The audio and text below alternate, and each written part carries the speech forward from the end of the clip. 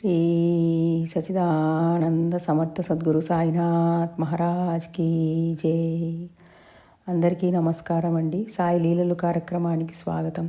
అందరూ ఎలా ఉన్నారు? బాబా దయ వలన, ఆశీర్వాదము వలన ఎల్లప్పుడూ అందరూ ఆయురారోగ్యాలతో ఉండాలని మనస్ఫూర్తిగా షిరిడి సాయినాథుని ప్రార్థిస్తున్నానండి.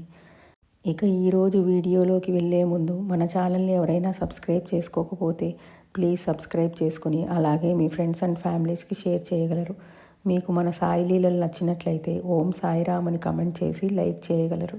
అలా చేసినట్లయితే మన సాయి లీలల ఛానల్ ఇంకొంతమంది సాయి భక్తులకి రీచ్ అవుతుందండి. ఇక ఈరోజు వీడియోలో నేను శ్రీ సాయి సచ్చరిత్ర పారాయణము ఏ విధముగా చేయాలి, అలాగే పారాయణ నియమములు ఏమిటి, ఎవరు చేయాలి అనేది క్లియర్గా ఎక్స్ప్లెయిన్ చేయబోతున్నానండి. శ్రీ సాయి సచ్చరిత్ర పుస్తకము ఎంతో మహిమాన్వితమైనది. సచ్చరిత్ర పారాయణము ఎంత అద్భుతమైనదంటే ఏ కోరిక అనుకున్నా ఖచ్చితంగా నెరవేరుతుంది. అలాగే మనకు కోరిక తీరే మార్గము కూడా బాబావారు మనకు నిర్దేశిస్తారు. పారాయణం చేస్తున్నంతసేపు బాబావారు మనతోనే ఉన్నట్లుగా అనిపిస్తుంది. మనం ఎంత నిష్టగా చేస్తే అంత ఫలితం మనకు దక్కుతుంది. మన కోరికలు నెరవేరాలంటే సాయి సచ్చరిత్ర పారాయణం చేసేటప్పుడు ఈ నియమాలు పాటించినచో ఖచ్చితంగా అద్భుతమైన రిజల్ట్స్ వస్తాయండి. పారాయణమును 3 విధాలుగా చేసుకోవచ్చండి. సప్తాహ పారాయణము, ద్విసప్తాహ పారాయణము లేక త్రిసప్తాహ పారాయణము అని 3 విధాలుగా చేసుకోవచ్చండి. సప్తాహ పారాయణము అంటే 7 రోజులలోనే బాబా పారాయణమును చదవాలండి. ద్విసప్తాహ పారాయణము అంటే 2 వారాలలో చదవాలి. అలాగే త్రిసప్తాహ పారాయణము అంటే 3 వారాలలో బాబా పారాయణాన్ని చదవాలండి. పారాయణము అందరూ 7 డేస్లోనే చేయలేరు కదా. జాబ్ వల్ల కానీ ఇంకా ఏదైనా ఇబ్బందుల వలన అలాంటి వారు ద్విసప్తాహ పారాయణము లేక త్రిసప్తాహ పారాయణం పాటించవచ్చండి. ఏ విధంగా చేసినా పారాయణం చేసినచో మనకు అద్భుతమైన రిజల్ట్స్ వస్తాయండి. ఖచ్చితంగా బాబావారు మన కోరికను నెరవేరుస్తారు. ఫస్ట్ నేను సప్తాహ పారాయణ నియమములు ఎక్స్ప్లెయిన్ చేస్తానండి. ఎప్పుడైనా పూజ మొదలు పెట్టుకునేటప్పుడు గురువారం రోజున మొదలు పెట్టాలి. గురువారం రోజున ఇల్లంతా క్లీన్ చేసుకొని బాబావారిని అలంకరించుకొని దీపధూపములు వెలిగించి అష్టోత్తరం చదువుకొని అలాగే బాబావారికి సంకల్పం చెప్పుకోవాలండి. అలాగే బాబా నీ దివ్య రూప దర్శనము మాకు కలిగించు తండ్రి అని బాబావారికి విన్నవించుకోవాలండి. ఖచ్చితంగా 7 రోజుల్లో బాబా ఏదో ఒక రూపంలో మనల్ని అనుగ్రహిస్తారు. పారాయణం చేసేటప్పుడు బాబా ఫోటో ముందర కూర్చొని చదివితే మంచి ఫలితం ఉంటుందండి. అలాగే చదివేటప్పుడు తొందరపడకుండా నెమ్మదిగా చదవాలి. బాబా ఫోటో ముందర కూర్చొని చదవడం వీలు లేనప్పుడు ఏదైనా ప్లేస్లో నిశ్శబ్దంగా ఉన్న చోట కూర్చొని చదవవచ్చు.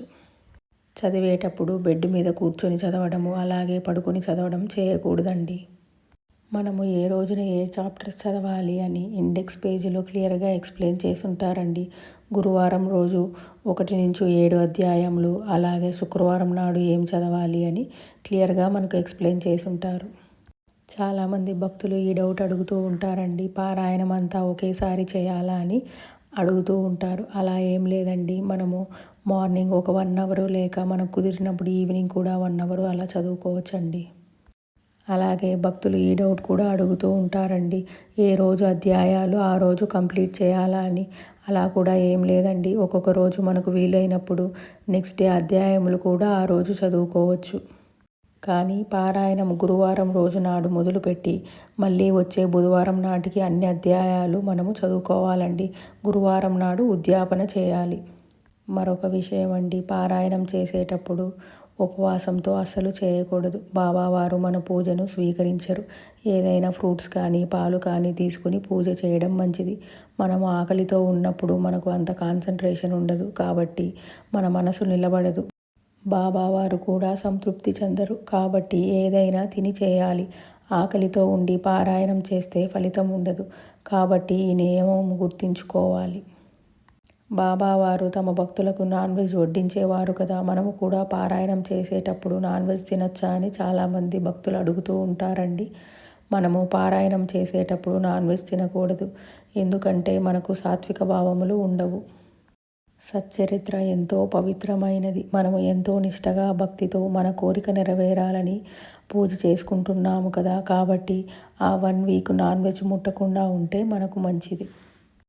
సప్తాహ పారాయణం చేసే భక్తులు ఎంతో నిష్టగా భక్తితో ఉన్నచో ఖచ్చితంగా మన కోరికలు నెరవేరుతాయి.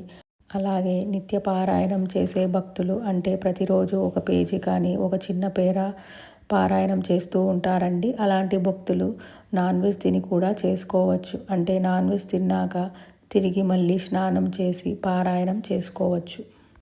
అలాగే దాంపత్య జీవితం కూడా దూరంగా ఉండాలండి. ఈ 7 రోజులు మనము ఈ నియమం కూడా తప్పకుండా పాటించాలి. పీరియడ్స్ టైంలో చేయొచ్చా అని చాలామంది సాయి భక్తులు అడుగుతూ ఉంటారండి. కానీ పీరియడ్స్ టైంలో మనం చేయకూడదు. ఎందుకంటే మన కోరికలు తీరడానికి మనం ఎంతో నిష్టగా సప్తాహ పారాయణం చేస్తూ ఉంటాం కదా. అలాంటప్పుడు పీరియడ్స్ టైంలో మనం చేయకూడదు. ఇల్లంతా పరిశుభ్రం చేసుకుని పీరియడ్స్ తర్వాత సప్తాహ పారాయణం చేసినచో మనకు మంచి ఫలితములు కలుగుతాయండి.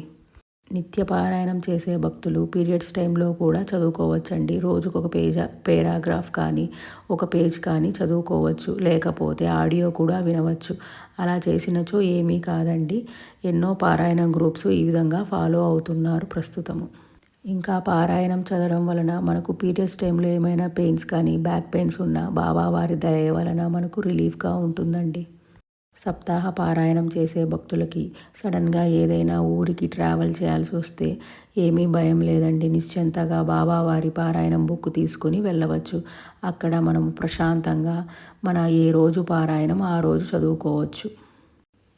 మీరు టైం మేనేజ్ చేసుకుని మీ వీలును బట్టి పారాయణము మార్నింగ్ లేక ఈవినింగ్ చదువుకోవచ్చండి. చదివేటప్పుడు మనము ప్రశాంతంగా బాబావారి మీద మనసు నిలబెట్టి చదవాలండి. పారాయణము అన్ని మతాల వారు అన్ని ఏజ్ గ్రూప్స్ వారు చేసుకోవచ్చండి. పిల్లలు పెద్దలు ఇలా అందరూ చేసుకోవచ్చు. ఇక్కడ మనకు కేవలం కావలసింది బాబావారి మీద అనన్యమైన భక్తి నమ్మకము. మనకు చాలా సాయి సచ్చరిత్ర పారాయణములు ఉన్నాయి కదా. కానీ షిరిడి సంస్థానం వారి ఈ రెడ్ బుక్ మాత్రమే ఎందుకు చదవాలి అని చాలామందికి డౌట్ వస్తూ ఉంటుందండి. దానికి కారణము శ్రీ సాయి సచ్చరిత్రను హేమాడ్ పంతు గారు రాశారు. బాబాను స్వయంగా చూసి చాలా సంవత్సరాలుగా బాబాతో గడిపిన హేమాడ్ పంతు గారు ఈ గ్రంథాన్ని రాశారు. అంతేగాక బాబా దగ్గర అనుమతి తీసుకోవడానికి వెళ్ళినప్పుడు బాబావారు ఇలా అన్నారు, నా చరిత్రను నేనే రాసుకుంటాను, నా భక్తులను నేనే ఉద్ధరిస్తాను అని కూడా అన్నారు. బాబాతో ఆశీర్వదింపబడి అలాగే బాబా అనుమతితో రచింపబడిన ఈ గ్రంథము ఎంతో పవిత్రమైనది. కావున మనము భక్తి నమ్మకములతో నిష్టగా చదివినట్లయితే ఖచ్చితంగా మన కోరికలు నెరవేరుతాయండి. పారాయణం చేసేటప్పుడు ఏమి నైవేద్యము బాబావారికి పెట్టాలి అని చాలామందికి డౌట్ వస్తూ ఉంటుందండి. మన ఇంట్లో ఏది వండినా అది భక్తి శ్రద్ధలతో బాబావారికి సమర్పించినట్లయితే ఖచ్చితంగా బాబావారు ఆనందంగా స్వీకరిస్తారండి. మనకు టైం లేకపోతే బెల్లము కలకండ అయినా పెట్టవచ్చు. ఏమీ లేకపోతే వాటర్ అయినా సరే ప్రేమతో బాబావారికి నైవేద్యంగా సమర్పించవచ్చండి. టైం ఉండి ప్రసాదం చేయగలమనే భక్తులు బాబావారికి రవ్వ కేసరి లేక పాయసము అలాగే కిచిడి లేక చపాతీ ఇలాంటి ప్రసాదాలు నైవేద్యంగా పెట్టుకోవచ్చండి. సప్తాహ పారాయణం అయిపోయాక మనం ఏదైనా గుడికి వెళ్ళి ప్రసాదము బీదలకు కానీ అక్కడ ఉన్న జంతువులకు పెట్టినచో బాబావారు చాలా సంతోషిస్తారండి. గుడికి వెళ్ళటం కుదరలేని వాళ్ళు ఇంటి దగ్గర ఉన్న జంతువులకు కానీ బీదలకు కూడా పంచిపెట్టవచ్చు. కంపల్సరీగా గుడికి వెళ్ళాలని ఏమీ రూల్ లేదండి. చివరిగా మనము షిరిడీలో సప్తాహ పారాయణము ఎలా చేస్తారో తెలుసుకుందాము. షిరిడీలో సప్తాహ పారాయణముకు ఎంతో ప్రాధాన్యత ఉందండి.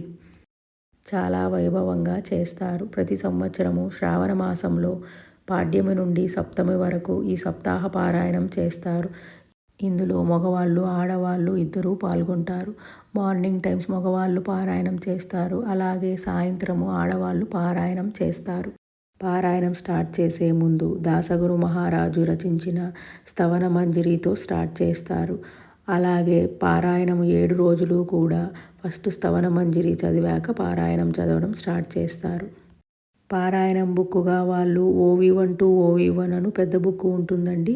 అది మరాఠీలో ఉంటుంది. ఆ బుక్ను పారాయణం చేస్తారు. మనకు తెలుగు అనువాదం కూడా అవైలబిలిటీ ఉంటుందండి. ఏ రోజు పారాయణం ఆ రోజు అయ్యాక బాబావారికి హారతి ఇస్తారు. తరువాత కృష్ణాష్టకం చదువుతారు. దానితో ఆ రోజు పారాయణం అయినట్లు. ప్రతి సంవత్సరము ఈ విధంగా షిరిడీలో సప్తాహ పారాయణము ఎంతో వైభవంగా చేసుకుంటారు.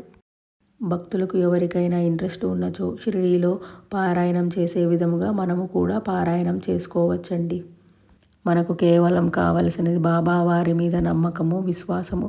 మనము భక్తి శ్రద్ధలతో 7 రోజులలో పారాయణం పూర్తి చేసినచో ఖచ్చితంగా బాబావారు మన కోరికను నెరవేరుస్తారండి. నా పర్సనల్ ఎక్స్పీరియన్స్తో చెప్తున్నానండి. అలాగే ఎంతోమంది సాయి భక్తులు కూడా సప్తాహ పారాయణం చేయడం ద్వారా వారి కోరికలు నెరవేరాయని చెబుతున్నారు. మీరు కూడా భక్తి, నమ్మకము, విశ్వాసముతో పారాయణము చేసి బాబావారి అనుగ్రహము పొంది మీ కోరికలు నెరవేరాలని నేను మనస్ఫూర్తిగా కోరుకుంటున్నానండి. మీరు పారాయణం స్టార్ట్ చేసే ముందే మన కోరిక నెరవేరుతుందో లేదో అని అపనమ్మకంగా చదవకండి. బాబావారి మీద భక్తి, నమ్మకము, విశ్వాసముతో మన కోరిక బాబావారు ఖచ్చితంగా నెరవేరుస్తారు అని భక్తి శ్రద్ధలతో పారాయణం చేయండి. ఖచ్చితంగా మీ కోరిక నెరవేరుతుందండి. ఇదండి ఈరోజు వీడియో. మీకు ఇంకా పారాయణం గురించి ఏమైనా డౌట్స్ ఉన్నచో కమెంట్ చేయగలరు. నేను తప్పకుండా రిప్లై ఇస్తానండి. మీకు మన వీడియో నచ్చినట్లయితే ఓం సాయిరామ్ అని కమెంట్ చేసి లైక్ చేయగలరు. అలాగే మరికొంతమంది సాయి భక్తులకు షేర్ చేయగలరు.